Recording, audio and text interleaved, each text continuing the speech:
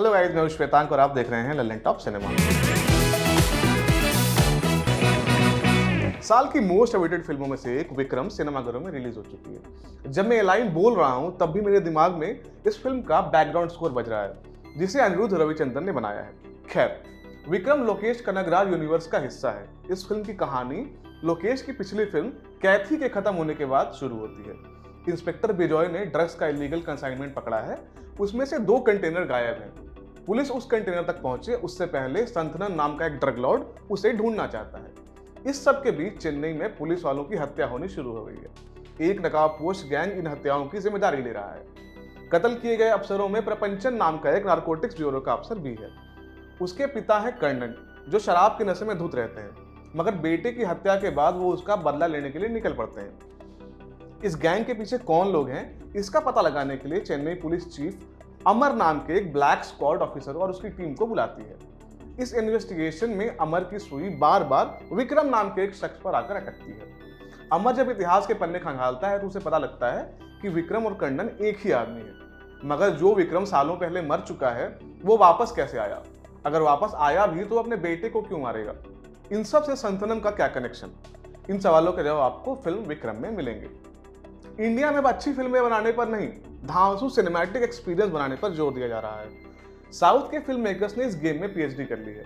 उनकी कहानी कितनी भी बेसिक हो, मगर उसे जिस तरह से बनाया जाता है उसे देखने में मजा आने लगा है। विक्रम ऐसी ही फिल्म है। विक्रम में कमल हासन, विजय सेतुपति और फहाद फाजिल जैसे कलाकार काम कर रहे हैं। इसके बावजूद इसे लोकेश कनगराज की फिल्म बुलाया जा रहा है।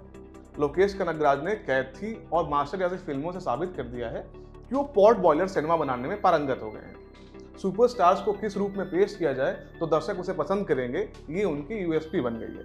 मगर कमल हासन जैसे सुपरस्टार को अपनी फिल्म में पाकर वो हड़बड़ाए से लगते हैं। लोकेश विक्रम को बनाने के दौरान इस कंफ्यूजन में लगते हैं कि वो कमल हासन के फैंस को ध्यान में रखकर फिल्म बनाएं, कमल हासन द एक्टर को एक्सप्लोर करें, या वो वैसी फिल्म बनाएं जो वो बनाना चाहते हैं। इसलिए वो इन तीनों चीज़ों को मिला देते हैं, हालांकि ये चीज़ फिल्म की बहुत मदद नहीं कर पाती। विक्रम में वो सारे गुण मौजूद हैं जो उसे एक बढ़िया एंटरटेनिंग फिल्म बना सकते थे। फिल्म का फर्स्ट हाफ कसा हुआ है, बढ़िया बिल्डअप, सभी किरदार लॉन्च हो चुके हैं, कहानी स्थापित हो चुकी है। फिर आता है फिल्म का प्री इंटरवल ब्लॉक, जो आपको आगे के लिए बहुत उम्मीदवान कर देता है। सेकेंड हाफ में जब कहानी खुलती है तब आप स्टोरी वाले फ्रंट पर निराश होते हैं, क्योंकि यहाँ आपका सामना तमाम घिसे हुए फॉर्मूलों से होता है। लोकेश इस फिल्म को इमोशनल डेप्थ देना चाहते हैं, मगर वो सिचुएशंस आपके भीतर कोई भाव पैदा नहीं कर पाते। प्रिडिक्टेबल प्लॉट होने के बावजूद विक्रम में आपकी दिलचस्पी बची रहती है। क्लाइमैक्स से ठीक पहले एक सीक्वेंस आता है जिसके केंद्र में एक महिला है। इसे देखकर लगता है कि फिल्म शायद वापसी करने की कोशिश कर रही है, मगर तब तक बहुत देर हो चुकी होती है। विक्रम पर हॉलीवुड का हैंगओवर नजर आता है। लोकेश खुद कई बार स्वीकार कर चुके हैं कि वो मार्टिन स्कॉर्सेज़ी के फैन हैं, मगर इस फिल्म में वो क्रिस्टोफर नोलन से प्रेरित नजर आते हैं। फिल्म का एक सीन है जिसे देखकर आपको तुरंत टेनेट की याद आती है। इस फिल्म की 3 खास बातें हैं। अव्वल तो लीडिंग स्टार्स की परफॉर्मेंस, दूसरी चीज है फिल्म के एक्शन सीक्वेंसेस, और तीसरी फिल्म का बैकग्राउंड स्कोर। कमल हासन को देखकर लगता है कि अब अपने करियर में लीडिंग मैन की जिद छोड़कर अच्छे कैरेक्टर्स निभाने पर फोकस कर रहे हैं। विक्रम के फर्स्ट हाफ में बहुत कम दिखाई पड़ते हैं, मगर सेकंड हाफ वो पूरी तरह से ओन करते हैं। फिल्म में एक सीन है जहां कमल हासन एक छोटे बच्चे को देखकर रोते हैं। जिस फिल्म में इमोशन की कमी होने की बात कही जा चुकी है, फिर भी हमें स्वीकार करना पड़ेगा कि वो सीन आपको कुछ सेकंड के लिए सही मगर रुआंसा तो कर ही देता है। आपको लगता है कि यार कमल हासन को ऐसे और किरदार निभाने चाहिए जहां उन्हें परफॉर्म करने का मौका मिले। विजय सेतुपति ने संतनम नाम के ड्रग लॉर्ड का रोल किया है।